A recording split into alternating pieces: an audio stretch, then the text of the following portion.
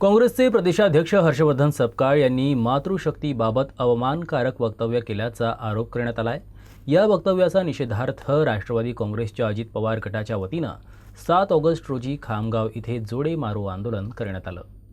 सुमित्राताई पवार यांच्याबद्दल अपमानजनक असे वक्तव्य हर्षवर्धन सपकाळ यांनी केल्याबद्दल खामगाव विधानसभा मतदारसंघातील सर्व राष्ट्रवादी काँग्रेस जनाच्या वतीनं त्यांचा जाहीर निषेध करण्यासाठी सर्व राष्ट्रवादी जन आज या ठिकाणी एकत्रित झालो आहेत। संबंध महाराष्ट्रामध्ये हर्षवर्धन सपकाळ यांनी केलेली कृती ही निषेधार्ह आहे।